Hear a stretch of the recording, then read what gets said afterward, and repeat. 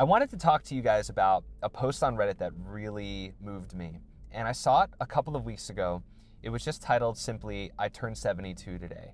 At first, I didn't really pay much attention to it because it was just another one of those posts. It was on the Life Hacks subreddit, so I knew it was gonna come with this all-encompassing sense of, here's my wisdom. This person, Dan Command Lu, wrote that there are 32 things that he's learned that he hopes can help you in your journey. And I just wanna read all 32 of these and maybe expand upon them and talk about what they mean for me, what I think they mean for him, and what I think they mean, what they could mean for the world. So the first one, it's usually better to be nice than right. And when I read that, I think from somebody that's been in a long-term relationship, I think kindness and love over simply being right for the trivial sense of I told you so. It makes total sense. So many times we lose sight of what's important and we just want to be right. We want to be heard. We don't care really at the end of the day what the subject matter is. We just want to be right. If you could be kind in the process, whether you're right or wrong, that goes a long way with people, and I think it keeps your mental and physical health in line by not stressing over the stupid stuff that doesn't matter. It's like, how many times have you been in an argument with somebody about whatever, and all you really care about is if they say, you're right. I can tell you from years of experience that I've learned that a long time ago, where there are certain times where you might know deep down inside that you have the answers, or you were coming from a place that they might not see, but it really doesn't matter at the end of the day. What matters is validating people's feelings and understanding them and making them feel heard, even if you disagree. So you can disagree with somebody and still let them feel heard, because otherwise we're just conceding and we're just people pleasing. All right, number 2, nothing worthwhile comes easy. Nothing worthwhile comes easy. In a westernized culture, we think that there's a quick fix or a pill or a version of a pill, a TikTok video or some sort of one-stop shop to make everything better and easier. And in reality, we have to earn through a set of trials and tribulations a lot of the things that we deem successful in life. You have to earn it. If somebody hands you $1 million and you have terrible money habits, you will likely squander that money away. If somebody gives you tons of responsibility and you don't have the previous knowledge on how to handle it, and how to compartmentalize it and how to handle your energy, you're likely gonna fail. And the good thing about that is we should be failing. We should be failing in everything that we're trying to build, because that's the only way we learn and course correct and grow. It's the only way. So if it's always easy, you're never gonna push yourself to see what you're capable of. And that's where true greatness and things being worthwhile come from. Any relationship that anyone's ever been in that's a beautiful, fruitful one knows that that doesn't happen overnight. Any job that you have where you feel it's fulfilling and you're reaping the rewards, that doesn't happen in the first day. And I think a lot of times the younger generations that started when I was growing up, I don't really see that now. I actually see a swing in a different direction where people are working very hard. But when I was, as a millennial, when I was entering the workforce 10, 12 years ago, I remember seeing people, they wanted everything handed to them right away. It didn't matter. They wanted a job that paid $75,000 right out of college. They were upset that they didn't have the experience and they didn't get it. And I saw a lot of people, even in the workforce that I entered, leave disgruntled very early on that they weren't getting what they felt they deserved. When in reality, you have to earn it. And when you earn it, it's so much more gratifying and you get to see what you're really made of. And it's a beautiful thing. So I really do believe that from this man's perspective of being a 72-year-old, sometimes the things that we think are the hardest, that are almost impossible to overcome, those are the most rewarding when we take steps to, instead of running away from them, to confront them. All right, number 3, work on a passion project, even if it's for 30 minutes a day. It compounds. I love that. I think of the book Atomic Habits, and I think of, unless I'm going to the gym for 3 hours a day, I'm not really getting anything done. All I did was go and do 30 push-ups. Well, if you do 30 push-ups every day, or even if it's a variation of that every day, and you do something, it all compounds over time. So if you have a passion project that you chip away at when you do have free time, not only are you investing in that project, but you really are investing in yourself. And another thing that I think people steer away from is focusing on themselves. I think they think I have to do things to make other people happy, whether it's my partner, whether it's my parents, whether it's my job. I have no time. I have no time to do it. You hear people say that all the time. I have no time. But in reality, there's always time to work on something for who you are, even if it's writing down a few things that you're grateful for every morning, or thinking about a few things you're grateful for when you're waking up. It really does compound. I've tried it myself. I thought it was hogwash. I remember people saying, actually, it was kind of triggering when people would say, oh, write it down, write things down, write things down. I'm like, I don't want to write anything down. I think that's labor intensive. Who writes anything anymore? And then I got myself a journal and I started writing things down, and I started focusing on the act of just doing it rather than the result and the output. So instead of it being like, oh, I need to write a paragraph every day, I was like, I just need to write every day. And if I just write things that I'm grateful for, it doesn't have to be 10 things I'm grateful for. It doesn't have to be 3. It could just be what I'm thinking for in the moment.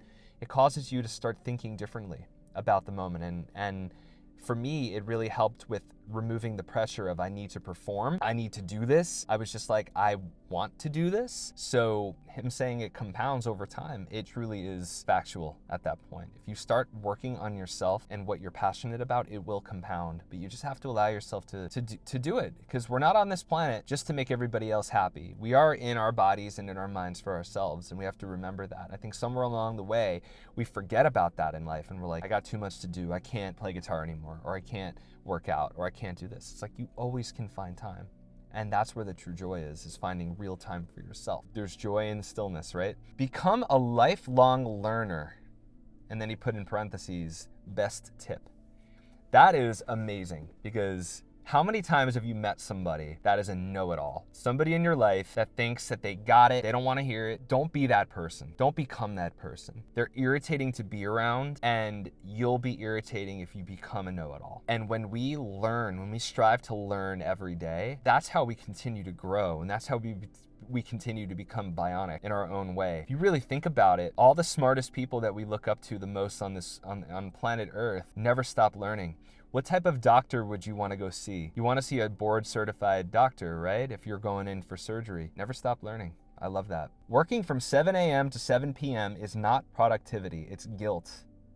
Wow. I remember years ago, one of my bosses said to me that they were admiring another employee because they used to stay really late at night. And I remember thinking in my heart, I don't know if that's a good thing for that person's life or for the work life. To me, it showed that that person wasn't able to get their stuff done in a timely manner. And we've all met those workaholics, including myself. I have to say I'm guilty of this, waking up, looking at emails as soon as I get up, looking at emails at night, sometimes in the middle of the night, going to the bathroom and peeking at my phone. And it's kind of become indoctrinated in our souls at this point of like, we're constantly reminded that we're connected to the outside world, and we don't have time for ourselves. I think the real power comes from learning what your optimal hours are. Like when you hear about some of the successful entrepreneurs that say they wake up at 4:30 and they get a lot of stuff done because they know in that hour or 2 or 3 in the morning, that's when they're uninterrupted and they can really focus. I kind of relate more to something like that than filling myself with stuff to do all day that's just busy, or kind of lying to myself or lying to others that I'm actually busier than I really am. So I love this one. I'm not sure what he means by the guilt. Maybe guilt over not being a productive person. Like if you're not productive, feel that you're guilty for existing? I don't know. You're guilty for existing, or you're guilty for not doing what you should be doing? I don't know. Let me know what you guys think. I'm kind of back and forth on that. To be really successful, become useful. I think we've all heard that before too. The most successful people are the ones that are the most useful. A coworker of mine years ago told me, the way to succeed in any industry is to make yourself the most useful person, to make them realize they can't do it without you. And I really do believe that no one person in the world is stronger than the team or the gestalt of the industry that they're in. But I do believe that making yourself useful is so much different than just simply being there and simply just wanting to be a part of it. Because as we evolve in this landscape that we're in right now, in the 2020s, we're starting to see that a lot of careers are being threatened by what's useful and what's not useful. What can an executive get away with by cutting bodies and just relinquishing to AI. I think sometimes people try to create a fake sense of being useful instead of actually being useful to the organization they're in or useful to themselves, you know? That's a good one. All right, the next one, number 7. Like houses in need of repair, problems usually don't fix themselves. That is one of my favorites. Okay, have you ever met somebody, and please think about yourself in this situation. Ever thought, this problem, I just want this problem to go away. I just want this to go away. I just want this tension to end. I don't want to feel this anymore. And then the feeling dies down over time, or maybe something happens to distract you, and then you keep repeating the cycle because that problem was never addressed. The best problems in the world are the ones that keep happening, because that is an opportunity for you to look within and fix. So again, if we're not looking within and we're not striving to be the best versions of ourselves every day, we're not going to be aware of any of these problems that need to be addressed. I think it's really important for people to take an assessment of the things in life that they don't like and actually work towards little steps to changing that, confronting it, making friends with it. To say, like, back in the day, I used to run away from my anxiety and my feelings of negativity and tension. And now I actually like to lean into it when I feel it because it's telling me something. And I believe in a situation like this, when you can illustrate people's problems won't just go away on their own, it sums it up from somebody that's lived it. Like, in my experience of living on this planet, no problems just went away. And if they did, maybe they weren't repetitive problems that needed fixing. Maybe they were situational. I really like that. I really like that one. Number 8. Envy is like drinking poison and expecting the other person to die. Wow. Okay, that is so true. Have you ever felt good being envious? Have you ever actually envied something or someone and felt good about yourself at the same time? I think it's impossible. I think that it's such a common experience. I think it's so common in this world where we envy others, especially with social media and Instagram and, TikTok and all the seeing how other people live their lives and feeling nothing but inadequacy when we see it. It really is an awful feeling. It's like you're poisoning yourself. But it's like eating fast food. You think it's good, it tastes good in the moment, and then you feel like crap afterwards. I don't think I've ever envied somebody or envied a situation and learned from it unless it was me realizing that envy is wrong in the first place. And I played college baseball. When I was coming up in the ranks, there was a guy that was playing in front of me that wasn't playing very well. And I wanted his position. I thought that I deserved a shot at least. And I used to hope and pray at the time that he wouldn't perform well so that I could get a shot. And what happened? Coach gave me a shot and I didn't do great because I wasn't ready at the time.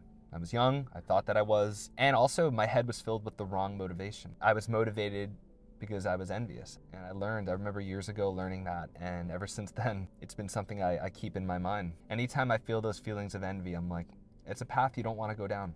It never makes you feel good, ever. Even if it makes you feel good in the moment, it never makes you feel good. All right, number 9, don't hold on to your great idea until it's too late. It reminds me of that quote in Home Alone where Kevin said that he got the pair of rollerblades and he loved them and he never used them, and then he outgrew them and he never was able to use them. I think that we are conditioned for things in life to be perfect before we go for it.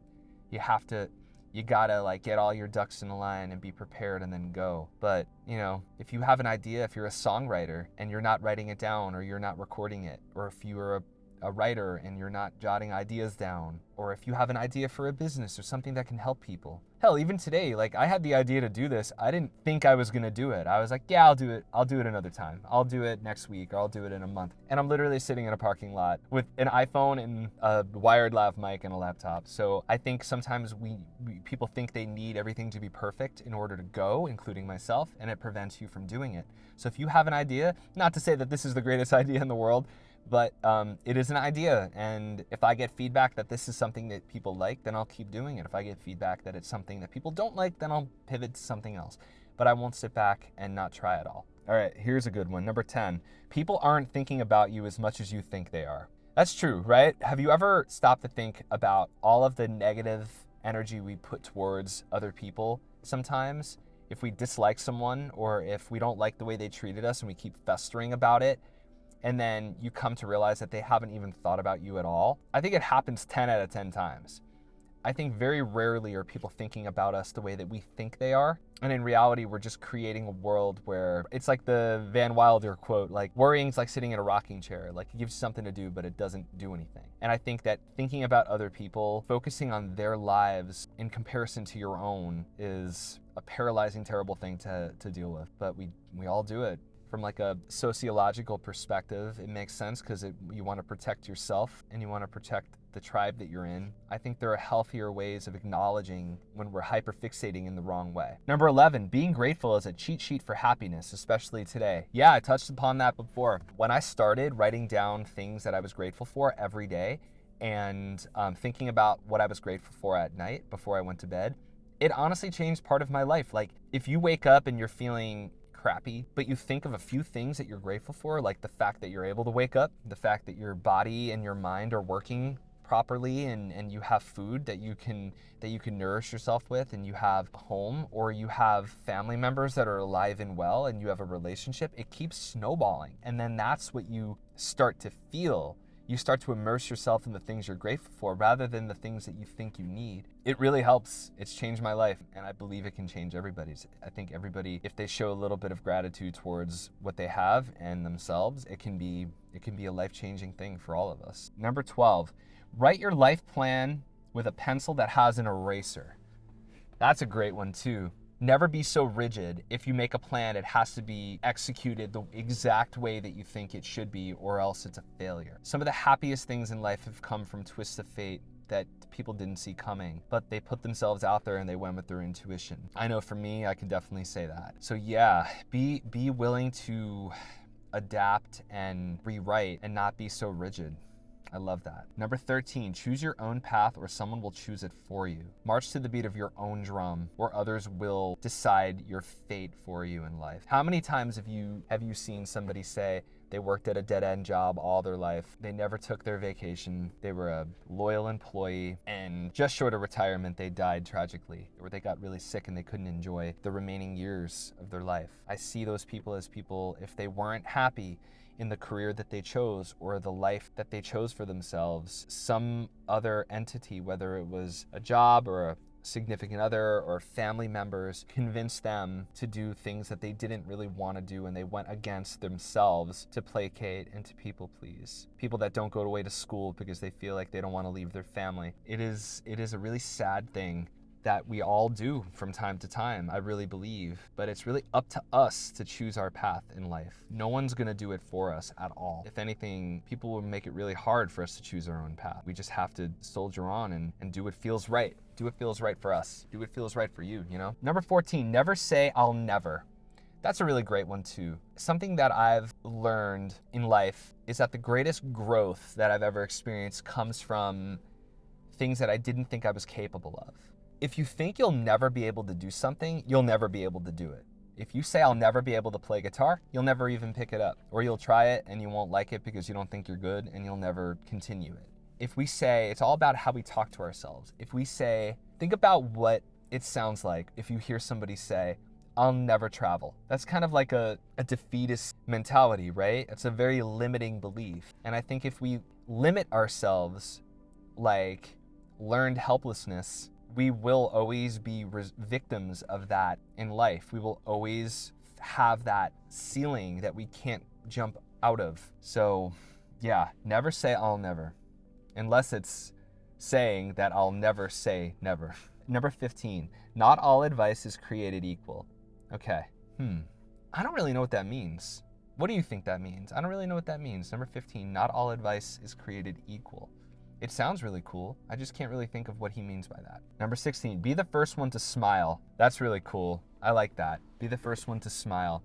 Don't be bashful. If you're feeling prideful about something, if you're having a good time, don't censor yourself. Don't hold yourself back. That's beautiful. Number 17, the expense of something special is forgotten quickly. The experience lasts a lifetime. Do it. How many times have you been going back and forth about, should I buy this or should I not buy this? And you know you want it, and you know life is short, and you know that you have the money to do so. But You keep putting up all of these roadblocks instead of just doing it and enjoying it. Whether it's a vacation or a new TV or something for yourself, a sweatshirt that you really like, anything, a new this, a new that, something that is within your means, right? Because that's important.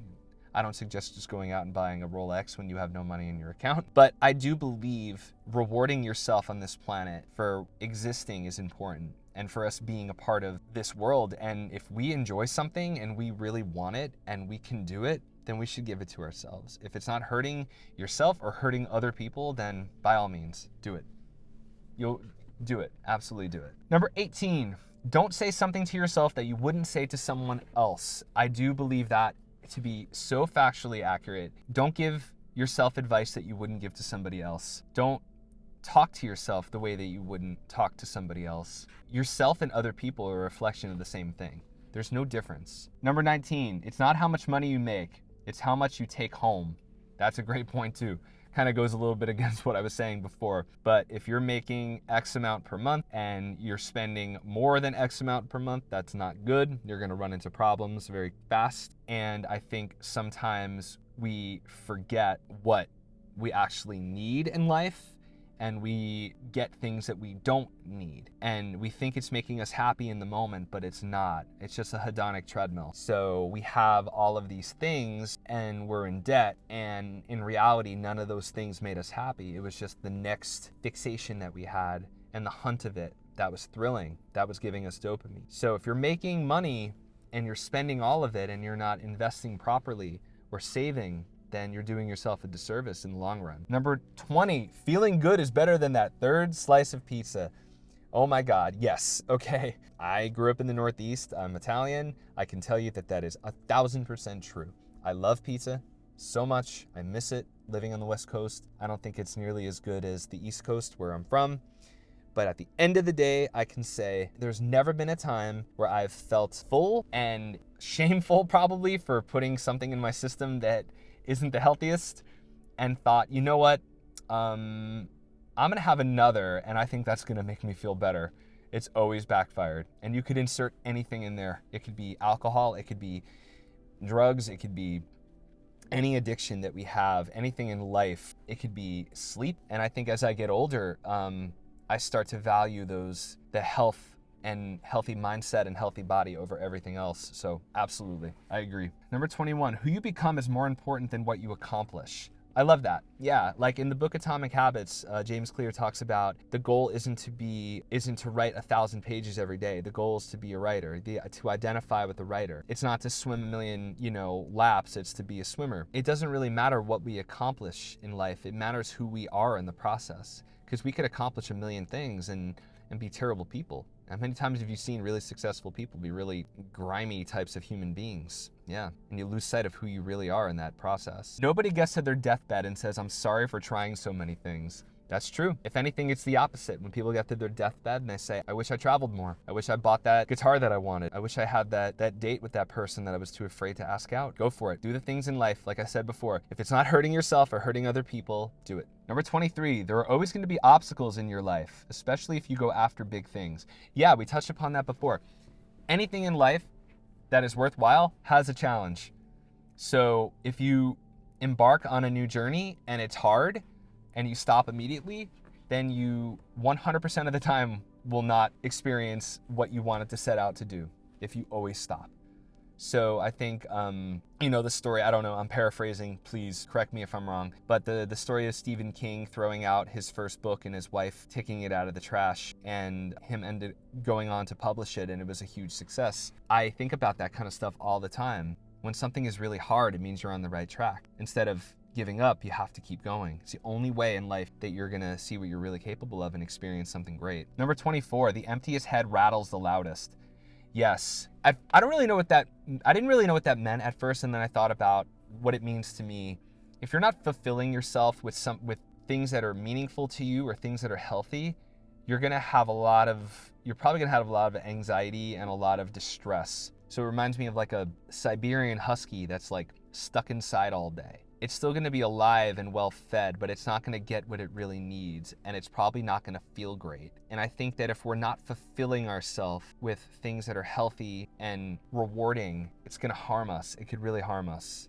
And I think we feel harmed and we don't know what to do with it, and then we just nurse ourselves with things online and numb the pain. Wow. Empty's head rattles the loudest. And also, people that think that they're really informed on things and they get really hot-headed with others. They don't have the knowledge and they scream the loudest, right? Wow, this has a couple meanings to it. What do you guys think? Number 25, if you don't let some things go, they eat you alive. Absolutely. I think true wisdom is knowing the right times to stick up for yourself when you believe in something, and to let things go when you realize it's not healthy to perpetuate it. Letting things eat you alive in life is awful. It's like what we said before about envy is drinking poison, expecting the other person to die. It is an awful thing. If we don't let things go in life, they will eat us alive. But we have to know what to let go and what not to let go of. And that can be challenging, but I think that's back to what we talked about before about all things in life that are worthwhile have their challenges. So that's a great one. I love that one. Number 26, try to spend 12 minutes a day in a quiet reflection, meditation, or prayer. Definitely. Absolutely. A couple of months ago, I noticed I was waking up and I was looking at my phone and I was starting my day very haphazardly. I was stressed, I was tired, I was low, I was having too much coffee. And my wife said to me, you know, you're on your phone all the time. Like, do you ever have any time for you? And she would tell me, I love seeing you just nap and like doing nothing. And I'm like, all I want to do is do nothing because I feel like I'm doing so much. But I never actually set any time aside for myself. I would go through life not doing nothing, always finding any hair on the ground and picking it up and trying to like make sure everything was perfect. I would never reflect quietly. I would distract myself. When I started journaling with gratitude, that's when I actually started realizing how much I do value peace and tranquility. And anytime I'm trying to run away from stress or tension, that's what I'm trying to achieve, is peace and tranquility. So if I could give myself a couple of minutes per day of just quiet and introspection, it's always made me feel better. It's always made me feel better. Number 27, try new things. If it doesn't work out, stop. At least you tried. I agree with that too. I think that if we try something and we're miserable and we don't really like it, then we tried. But if you try something and it's hard, I think it's the opposite of trying something that you really do enjoy and it becomes hard, so you give up. Two separate things. I think of a kid that tries soccer because his parents wanted them to try soccer and he doesn't really love it and wants to quit and play baseball instead. That kid might still have and will definitely still have trials and tribulations with baseball, but he'll be more passionate with that and want to continue to go rather than doing something he doesn't want to do. And I think in life, I think that's the answer. If you see yourself as somebody that's passionate about it, don't give up. But if you're not passionate about it, don't sink any more time into it. Number 28, never criticize, blame, or complain. Absolutely. Never criticize, blame, or complain. All of that is negative energy.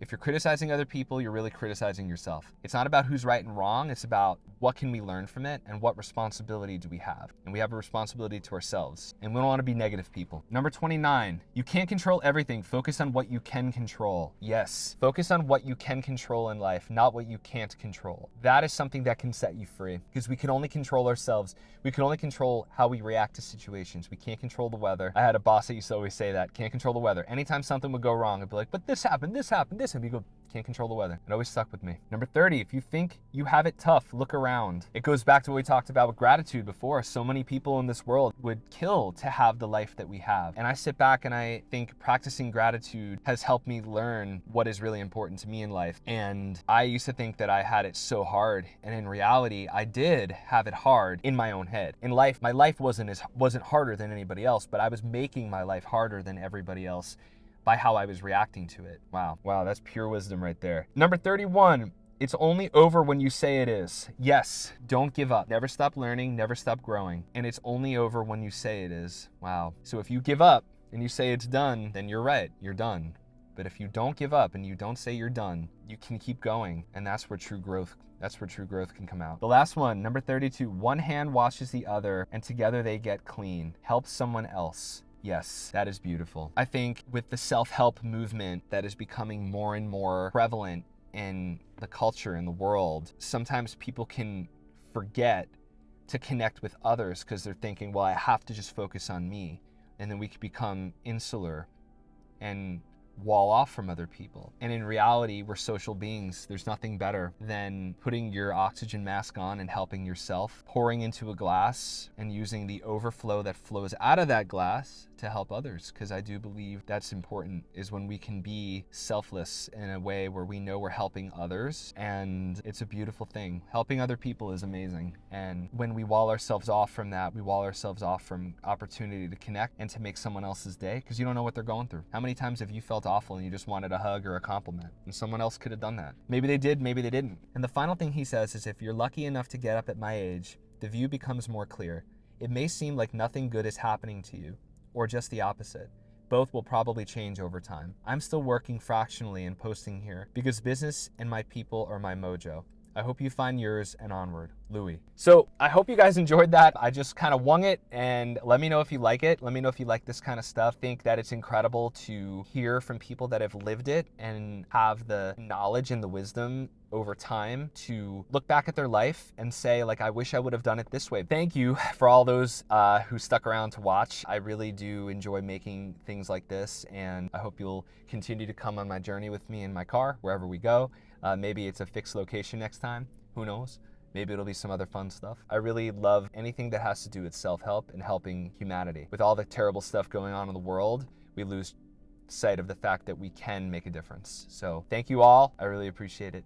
Have a great day. Bye. Start over.